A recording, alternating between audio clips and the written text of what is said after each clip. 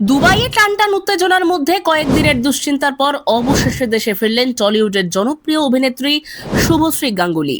ছেলে ইউভান চক্রবর্তীকে নিয়ে শুক্রবার কলকাতায় ফিরলেন তিনি। জানা গেছে, মধ্যপ্রাচ্যে বাড়তে থাকা উত্তেজনা এবং বিমান চলাচলের সমস্যার কারণে দুবাইয়ে আটকে পড়েছিলেন শুভশ্রী। মূলত ছেলের সঙ্গে ছুটি কাটাতে দুবাই গিয়েছিলেন অভিনেত্রী, কিন্তু হঠাৎ পরিস্থিতি বদলে যাওয়ায় বাতিল হয়ে যায় একাধিক আন্তর্জাতিক ফ্লাইট। ফলে কয়েকদিন ধরে দুবাইয়ে আটকে থাকতে হয় তাকে।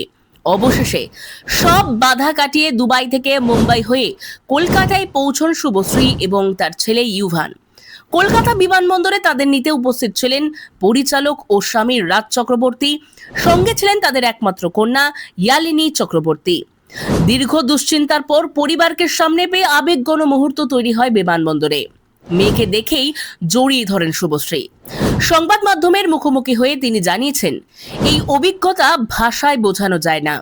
খুবই ভয়ের পরিস্থিতি ছিল, তবে সবার শুভকামনা আর ভালোবাসার জন্যই হয়তো তিনি এবং তার ছেলে নিরাপদে দেশে ফিরতে পেরেছেন। এই ঘটনার পর স্বস্তির নিঃশ্বাস ফেলেছে শুভশ্রী গাঙ্গুলির দুই পরিবার সহ তার ভক্তবৃন্দরা।